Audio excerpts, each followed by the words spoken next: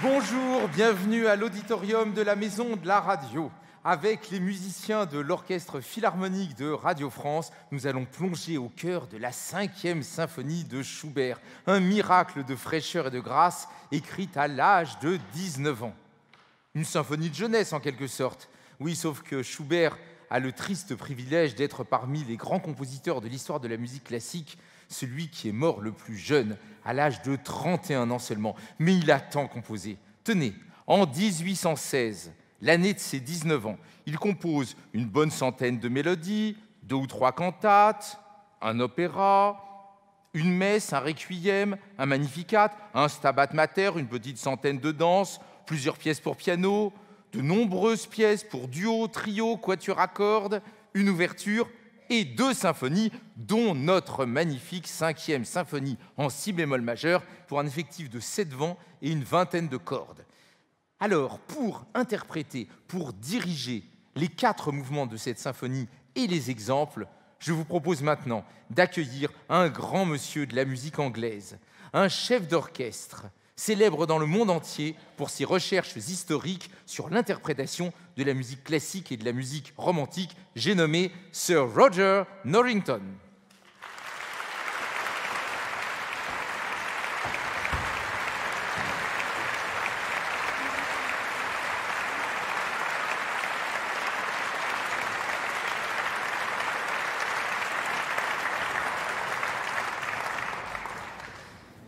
Sir Roger, je suis vraiment très heureux que vous soyez parmi nous et je m'aperçois que vous avez fait disposer l'orchestre d'une manière toute particulière. Les instruments ne sont pas à leur place habituelle. D'un côté, la flûte et les 2 hautbois, donc les instruments plutôt aigus, et de l'autre, les 2 corps et les 2 bassons. À l'époque, c'était très commun, quelque chose comme ça.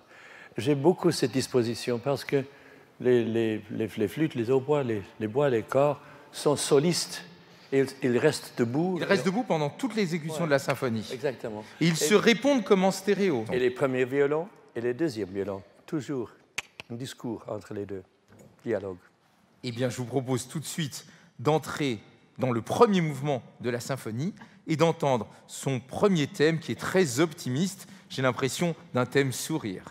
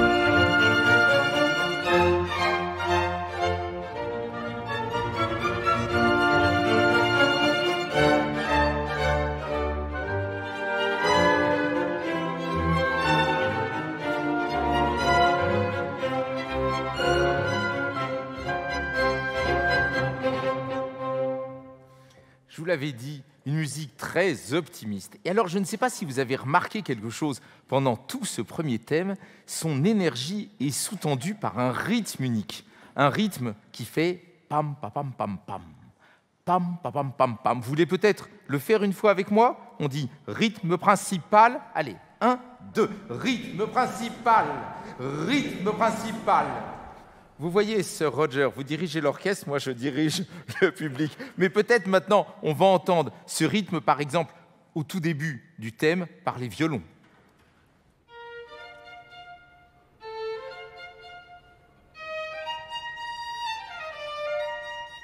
Tout de suite après, par les basses de l'orchestre.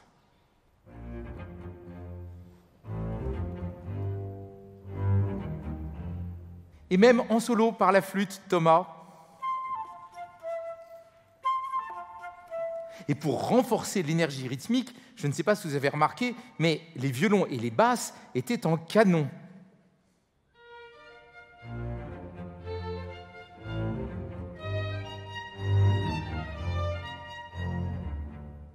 À peine le motif termine-t-il un groupe d'instruments qui est repris par l'autre groupe d'instruments. Nous allons d'ailleurs voir dans toute cette symphonie qu'il y a beaucoup d'écriture en canon. D'ailleurs, vous-même, vous pourriez faire un canon. Tenez, tous les gens qui sont à ma main droite, vous allez faire rythme principal et sur la syllabe pâle, vous allez démarrer rythme principal sur la syllabe pâle, vous reprenez. On essaye 1, 2, rythme, rythme, rythme, rythme, rythme, pas mal. Oui, un peu mou quand même, un peu mou. On va refaire une fois. 1, 2, et...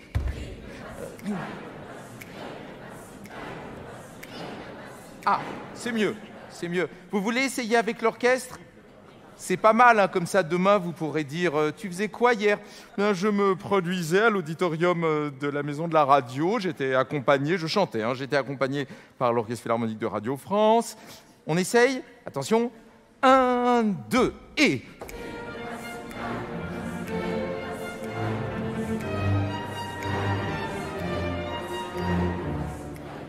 Très bien. Alors, maintenant, la question, évidemment, qui se pose, c'est comment continuer, comment, à partir de ce rythme, Schubert va prolonger sa symphonie. Je vais tout de suite vous montrer cela de mon piano. Le thème, on est d'accord, c'est... Si on rajoute quelques notes... Variante héroïque par le tutti, évidemment, d'abord les violons et tout de suite après les basses. On l'écoute par l'orchestre.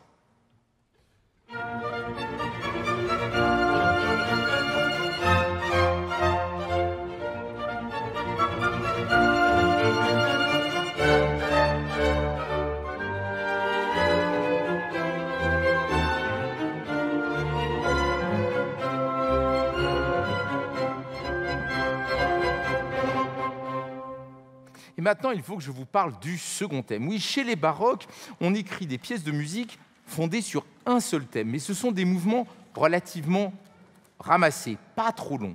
Mais à partir de l'époque classique, comme les mouvements s'allongent, on a besoin de renouveler le discours et presque tous les compositeurs introduisent un deuxième thème, et même certains un troisième thème. Mais dans le cas de Schubert, il y a deux thèmes principaux dans ce mouvement de symphonie. Le deuxième thème ne ressemble pas au premier. Il est plus tranquille, plus doux, plus élégant aussi.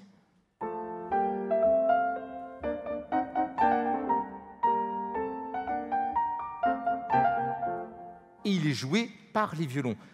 Très souvent, dans les symphonies de cette époque, les thèmes sont toujours exposés d'abord par les violons.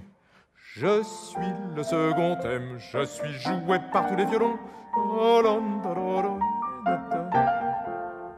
Ça sera peut-être mieux à l'orchestre.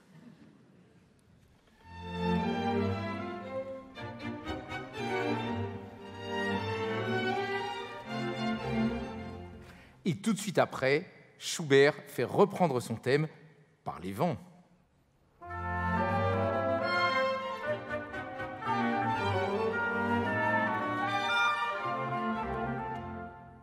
Au fond, à partir du moment où un mouvement de symphonie dépasse 3 ou 4 minutes, il faut des contrastes. Nous avons des contrastes de thème, thème 1, thème 2, des contrastes d'instrumentation, les cordes, le tutti, et maintenant, un très beau contraste de nuances.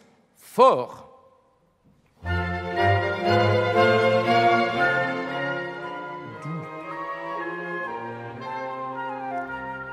Fort.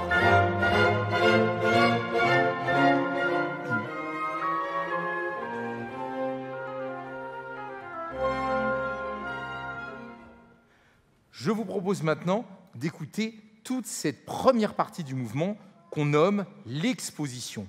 L'exposition, car nous entendons les thèmes principaux jusqu'à cette fin, avec ces contrastes dynamiques tout à fait saisissants. Donc nous écoutons maintenant l'exposition, première partie du premier mouvement.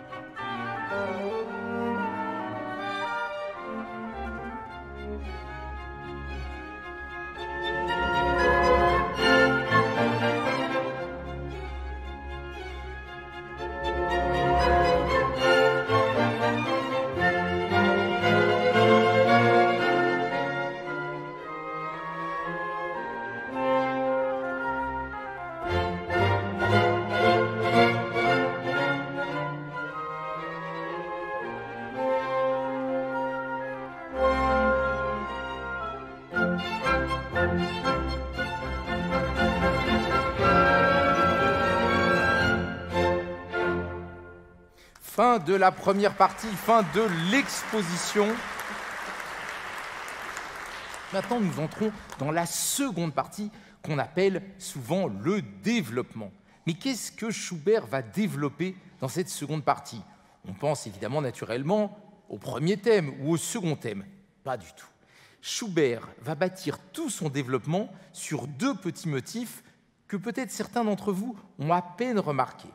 Le tout premier, il précède même le thème rythme principal. C'est juste quelques mesures au tout début, une petite descente en gamme des cordes. Moi, je l'appelle le motif « Bonjour ».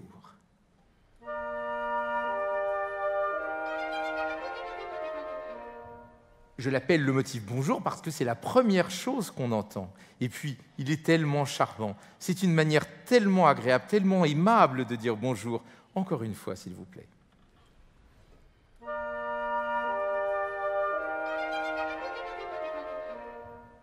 Et ces quelques mesures, cette petite guirlande de croches des violons posés sur les accords des bois, c'est ce qui précède notre thème principal, rythme principal, qu'on a chanté tout à l'heure. On peut avoir l'enchaînement du bonjour et du thème, s'il vous plaît?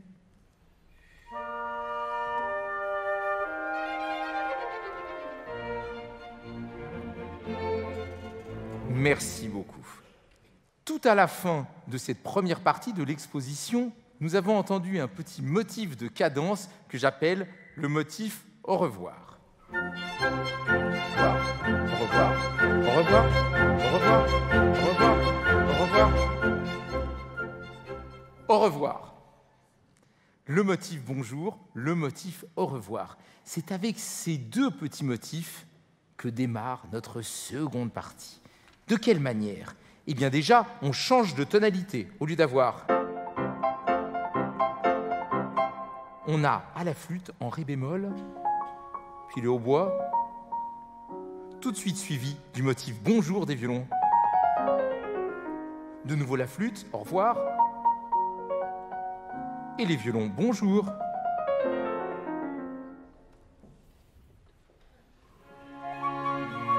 Au revoir, bonjour.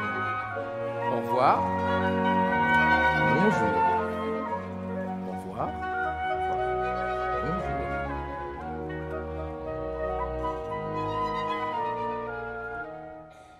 Nous n'allons conserver que le motif « au revoir » pour un passage très énergique, toujours cette idée des contrastes de nuances d'un véritable petit théâtre pour toujours garder en haleine les auditeurs que vous êtes.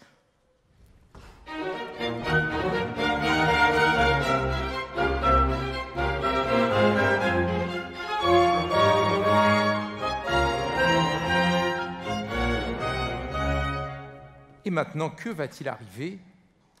La troisième partie. La troisième partie, c'est tout simplement la réexposition. Nous allons réentendre, dans le même ordre que lors de la première partie, le thème rythme principal, sa variante héroïque, le second thème, mais il n'y aura pas le motif bonjour, parce qu'on a déjà dit bonjour au début du mouvement, ça suffit comme ça. Nous réentendons la même musique, mais ce qui est rare, pas tout à fait dans la même tonalité. Nous passons de si bémol à mi bémol, ce qui donne...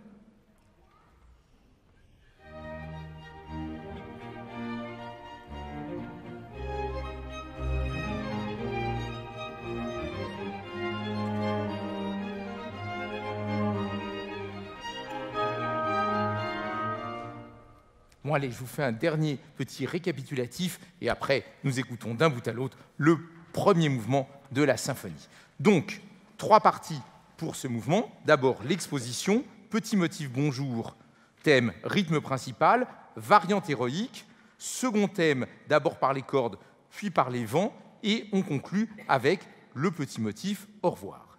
Seconde partie, le développement, modulation et alternance entre les violons qui disent bonjour et flûte et hautbois qui disent au revoir, puis quelque chose de plus énergique avec le motif au revoir, forté, on calme le jeu car arrive maintenant la réexposition et nous réécoutons dans le même ordre que lors de la première partie tous les thèmes et nous terminons bien sûr avec l'énergie du motif au revoir. Sir Roger, c'est à vous.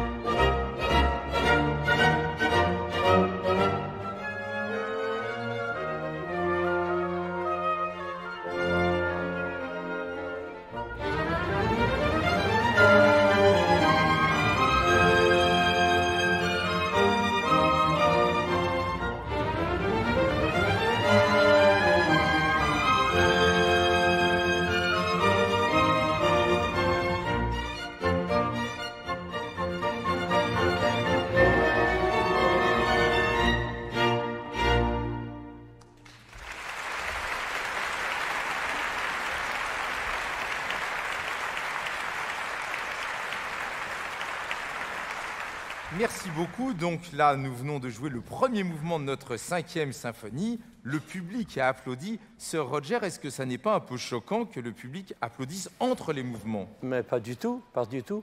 C'était tout à fait normal à l'époque de Schubert. C'était presque obligatoire entre les mouvements.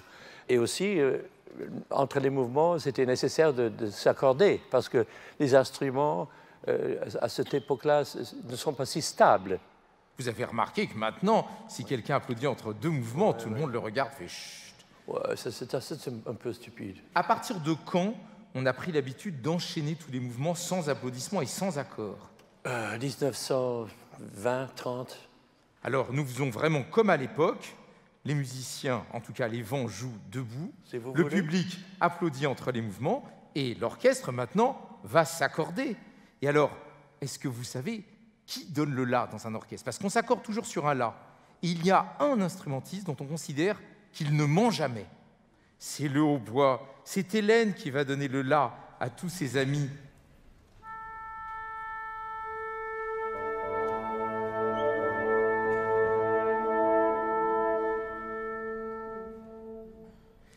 Maintenant que tous les vents ont le La d'Hélène, Hélène, qui est très généreuse, va donner son La au violon solo à Ayako.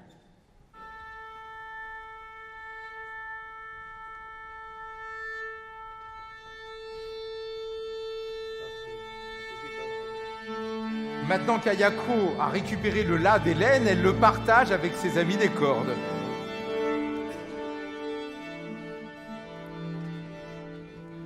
Maintenant, nous sommes prêts pour le second mouvement de la symphonie, qui est un mouvement presque lent, pas tout à fait lent, assez lent, mais disons plus lent que le précédent.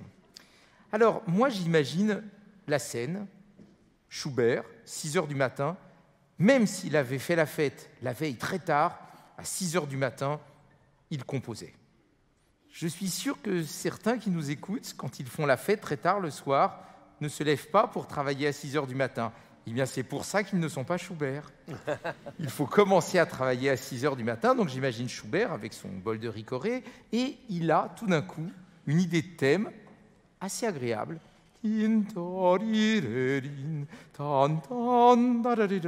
Parfait. Oui, mais voilà, comment l'orchestrer?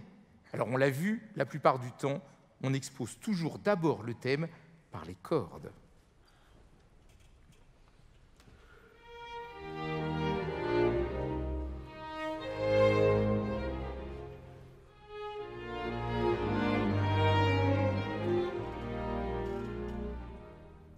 Tout de suite après, Schubert voudrait l'entendre par le tutti. Alors, comment est-ce qu'on orchestre pour un tutti? Bien, c'est très simple. On utilise ce qu'on appelle une doublure. Rien à voir avec la doublure de mon veston, non. La doublure, c'est le fait que les vents vont donner plus de lumière, plus d'éclat en doublant les parties des cordes. Tenez, par exemple, dans l'aigu, la partie des premiers violons va être doublée par la flûte de Thomas.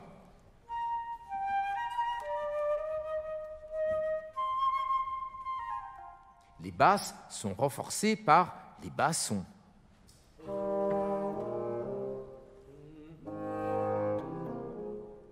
Le médium aigu par le hautbois Hélène.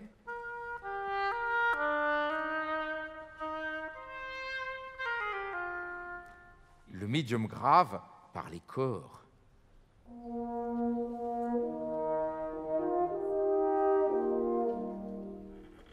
Nous réunissons tout le monde ensemble et nous avons notre thème en tutti.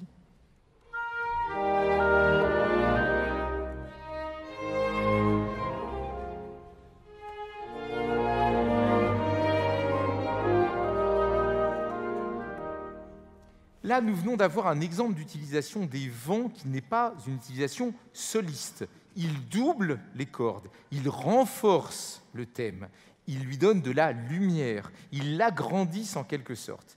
Mais les vents peuvent aussi être utilisés en solo, comme dans la seconde partie du mouvement. Vous allez entendre sur un délicieux accompagnement des cordes, d'abord le hautbois et le basson, puis la flûte qui répond au hautbois, et enfin les trois bois ensemble, ce qui donne...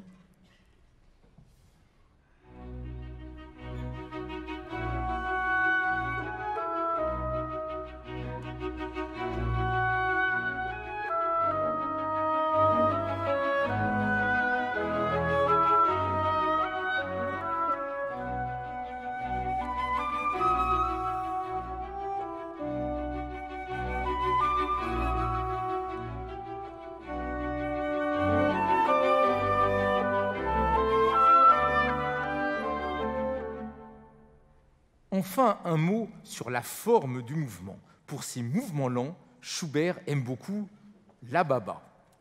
Vous connaissez la baba?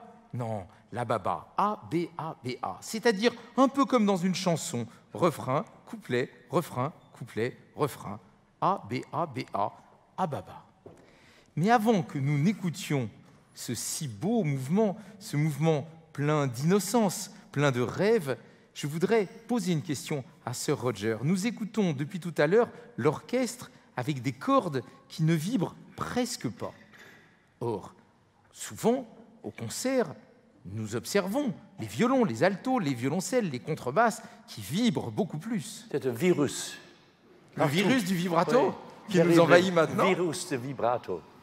Vibrus. OK. Alors, pourquoi supprimer le vibrato dans ces œuvres classiques? On n'a pas supprimé à ce moment-là. Il n'existait pas, sauf comme une décoration. Comme un ornement. Un ornement, quelquefois. De temps en pas temps. Permanent. Pour un effet, pour une volonté d'expression. Mais sinon, on ne vibrait pas. Oui, et ça donne une excellente justesse, excellente simplicité, honnêteté, innocence. Plus innocent, plus simple, oui, plus simple, honnête. Plus simple, oui. Est-ce qu'on peut, Et touchant. avoir l'exemple du début, d'abord sans vibrer, oui, comme on le faisait à l'époque, oui.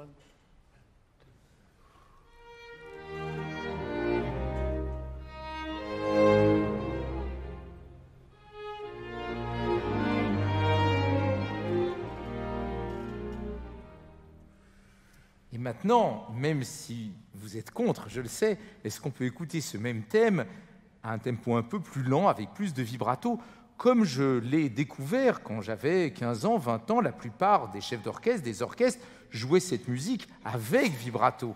Qu'est-ce que ça donnait ?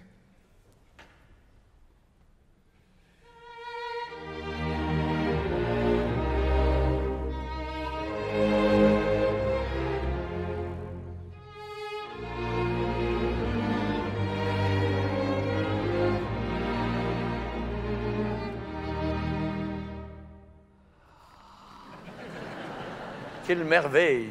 Moi, j'ai l'impression d'être un peu à l'église. C'est plus solennel, Ouais, c'est plus magnifique. sérieux. Mais c'est pas la musique. Mais oui. Mais alors, pourquoi est-ce qu'on avait pris cette habitude, ce fameux virus du vibrato, pendant plus de la première moitié du XXe siècle? Oui, c'était une mode, quelque chose de nouveau, commencement de nouveau centenaire. Au théâtre, on vibrait plus, parce qu'on a des enregistrements de Sarah Bernard qui vibrent comme ça. Oui, absolument. Les acteurs anglais aussi. To be or not to be, that is the question. Et maintenant, to be or not to be, that's the question.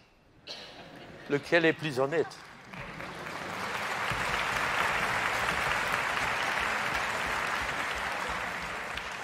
Je capitule et je pense qu'il est temps maintenant d'écouter notre deuxième mouvement, notre rêve innocent, sans vibrato.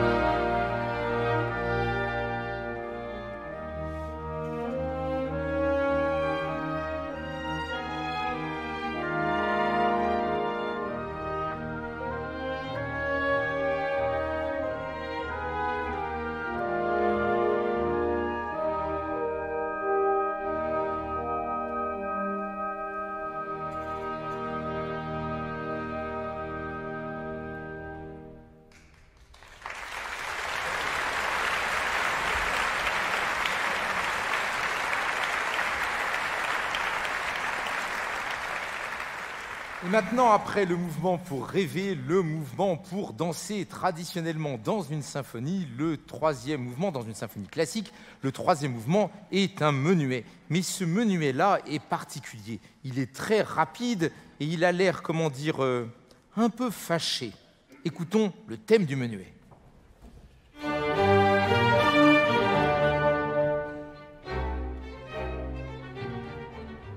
C'est un menuet inquiet. À 3 temps, 1, 2, 3, 1, 2, 3. Mais 3 temps très rapides. On peut avoir encore une fois le thème ?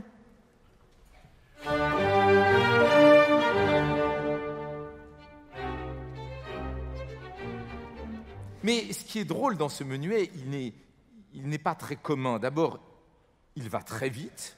Ensuite, il est en mineur. Et puis, il a un caractère un petit peu inquiet, presque méchant, hein. Je suis méchant et je suis à 3 temps. Vous voulez pas le faire avec moi, ça ? Essayons. 1, 2, je suis méchant. Ils font bien les méchants. Ben, chacun sait que c'est beaucoup plus amusant d'être méchant que d'être gentil, hein. Est-ce que c'est le bon tempo, Sir Roger ? Ça va comme tempo ? Pam, pam, pam, pam, pam, pam, pam. On peut essayer avec l'orchestre ? L'orchestre et le public. 1, 2. Ah, ils sont magnifiques, bravo. Alors vous allez me dire, le menuet, on ne le danse plus beaucoup maintenant.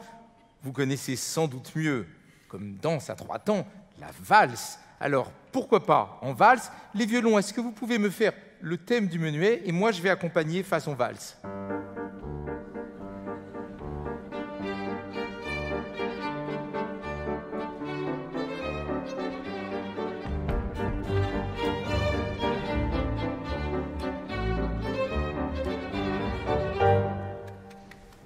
Bien, ça marche bien en valse aussi.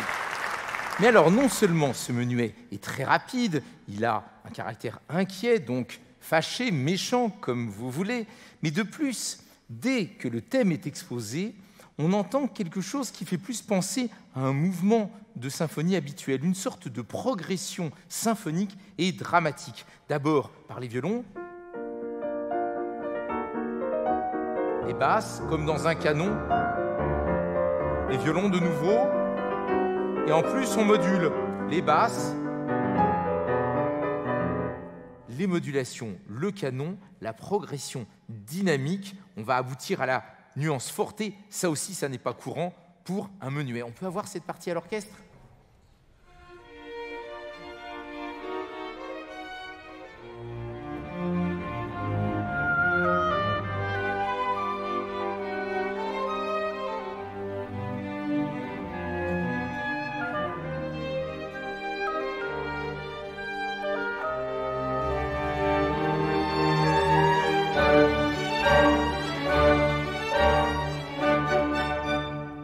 Et pour conclure ce premier menuet, des accords un peu secs, vraiment très fâchés.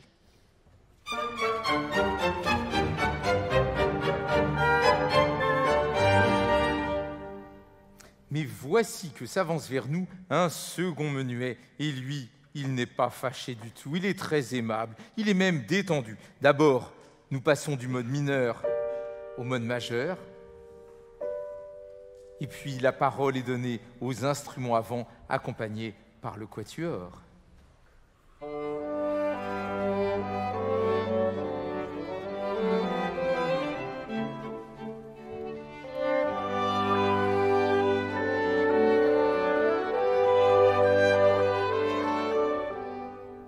Vous ne trouvez pas que ça fait un petit peu cornemuse, musique irlandaise, musique du Pays de Galles ? Mais c'était une grande mode à l'époque à Vienne.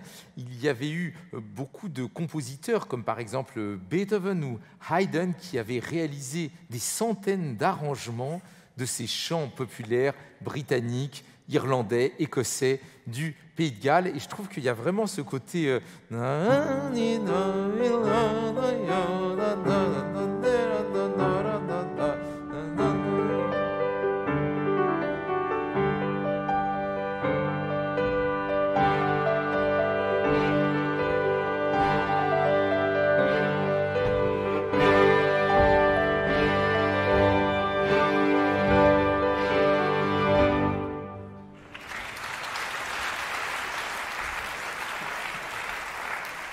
Attention, ça n'est pas dans la partition, hein, bien sûr. Bon, maintenant, nous allons écouter ce troisième mouvement en entier selon une structure qui est toujours la même dans les menuets, c'est-à-dire qu'on écoute le premier menuet, on écoute le second menuet, celui en majeur, celui un peu plus musique populaire, et pour terminer, nous réécoutons le premier menuet, le menuet inquiet. Troisième mouvement de la 5e symphonie.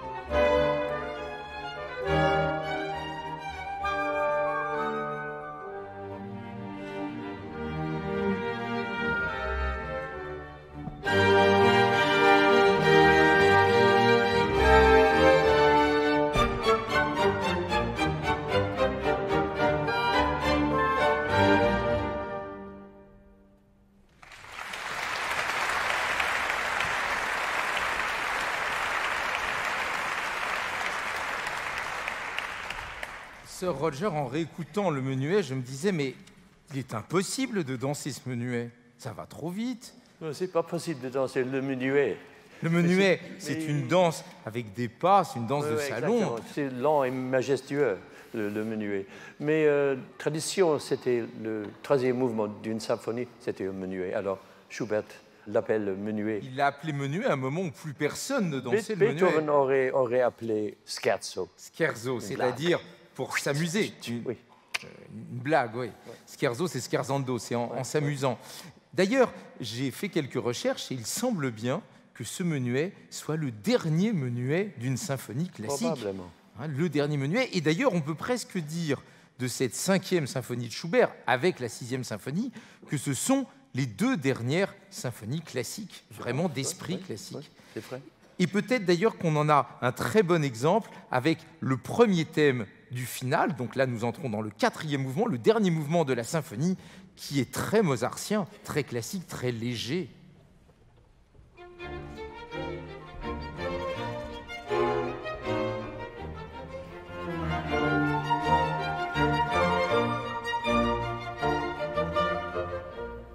Alors, vous avez peut-être remarqué que le thème est en deux parties et que beaucoup de thèmes classiques sont en deux parties.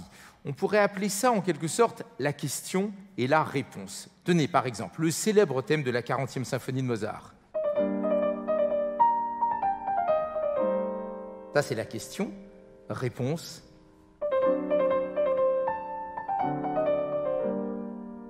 De la même manière, là, nous avons eu d'abord une question, la question qui était jouée par le groupe des cordes.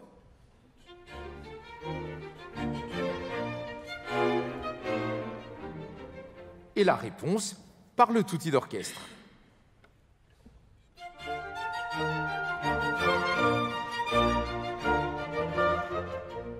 En fait, la réponse reprend toujours un peu la même musique que la question, mais de manière un peu différente, plus affirmative, un peu comme si quelqu'un disait « Est-ce que tu peux aller m'acheter une baguette de pain pour le déjeuner ?» Et la réponse est « Oui, bien sûr, je peux t'acheter une baguette de pain pour le déjeuner. » On écoute, enchaîner.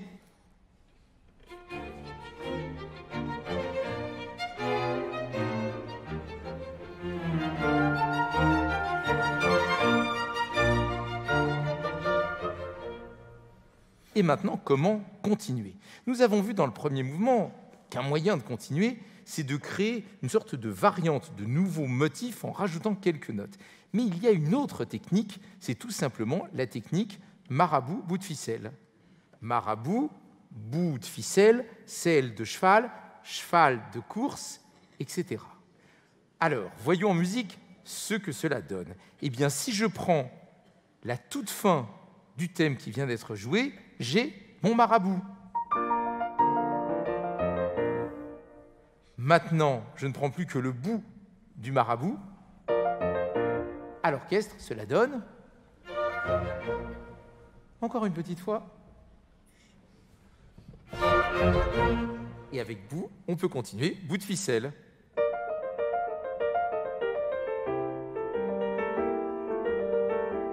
Ce qui donne à l'orchestre...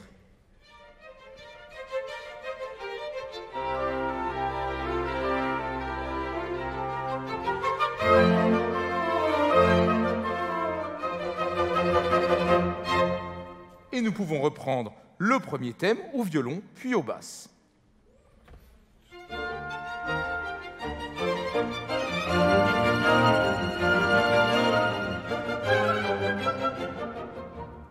Le moment est venu de faire entendre, comme dans le premier mouvement, un second thème. Le voici, il est très mozartien.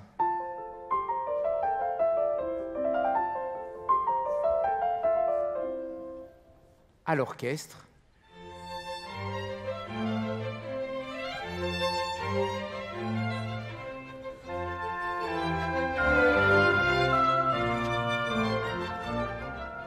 Oui, seulement il y a un problème. C'est que ces deux thèmes sont tous les deux aimables, mozartiens, et il y aurait donc un petit risque de monotonie.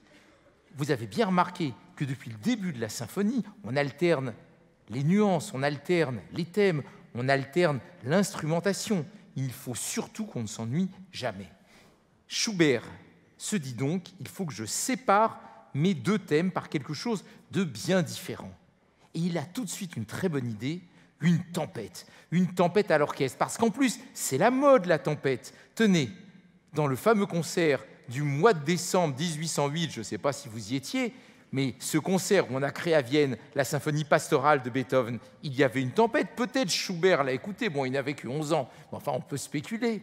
Et d'ailleurs, la même année que cette 5e symphonie, nous avons une tempête dans un opéra très célèbre de Rossini, l'opéra Le Barbier de Séville.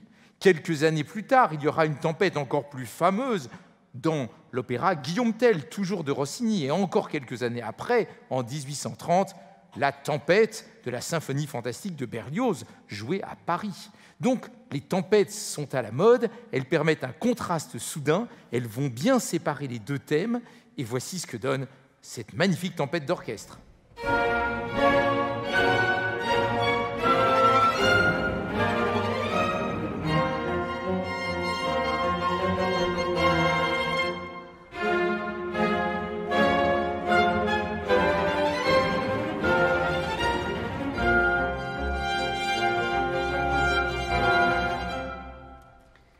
à l'heure, dans l'enchaînement du final, vous remarquerez qu'au moment où après la tempête arrive le second thème, le thème que je vous ai joué d'abord au piano et qu'on a entendu à l'orchestre, eh bien on ressent quelque chose de tout à fait différent du premier thème. Le premier est une joie simple. Le deuxième, nous sommes passés par-dessus la tempête, c'est une joie conquise. C'est encore meilleur. Et juste après ça, il faut clore cette première partie, même structure que pour le premier mouvement, première partie, ce que j'ai appelé l'exposition, grâce à une coda. Un coda, ça veut dire fin en musique, une coda délicieuse, une coda du triolet, 1, 2, 3, 1, 2, 3, 1, 2, 3, 1, 2, 3, qui comprend elle-même son propre contraste de nuances. D'abord, tout doux avec les violons, et puis après, le tutti d'orchestre plus fort. Coda du triolet.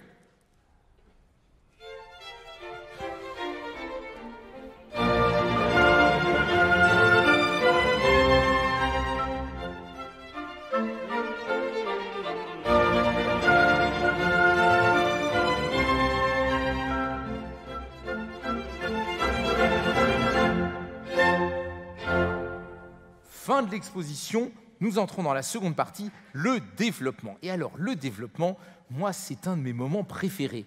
Et ce n'est pas toujours le cas du public, je l'ai remarqué. Oui, quand un mouvement de symphonie commence, j'ai pu observer que le public, très content, les beaux instruments, le chef d'orchestre, on entend un thème, parfois on le reconnaît, un deuxième thème, voire un troisième thème, et puis on termine l'exposition avec une cadence un peu brillante, tout va bien. Arrive le développement, et alors là, tout le monde est perdu.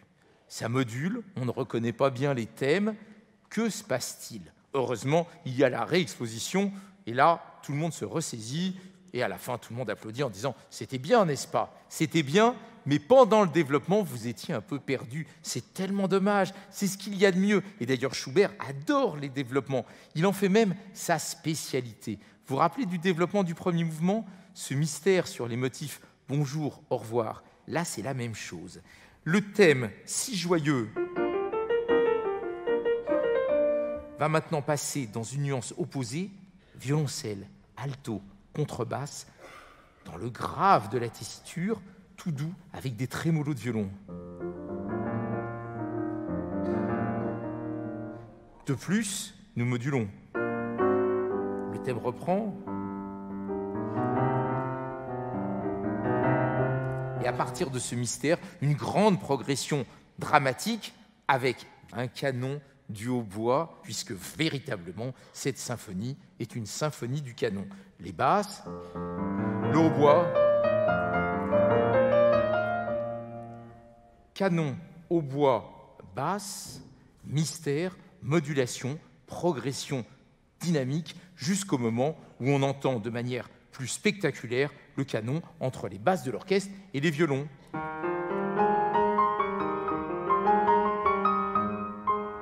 Et c'est cette partie que je vous invite à partager avec moi. Écoutons le début du développement du final.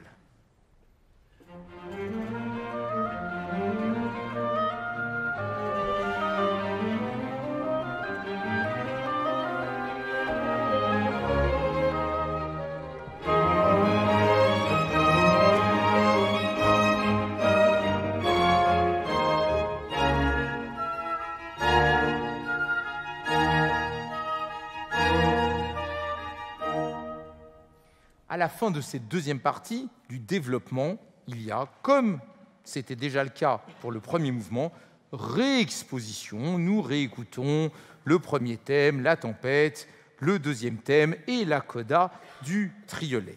Au fond, je ne sais pas si vous l'avez remarqué, il y a quelque chose qui est commun du point de vue de la forme aux 4 mouvements de la symphonie, c'est que nous terminons toujours par entendre ce que nous avions entendu au tout début du mouvement. En ce qui concerne le premier et le quatrième mouvement, on appelle cela réexposition.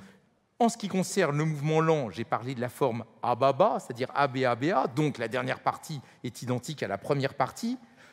Pour ce qui concerne le mouvement des menuets, nous terminons par le menuet en mineur, le menuet inquiet, c'est-à-dire celui qu'on avait entendu en premier. Nous retombons toujours sur nos pieds, en quelque sorte, à la fin du mouvement.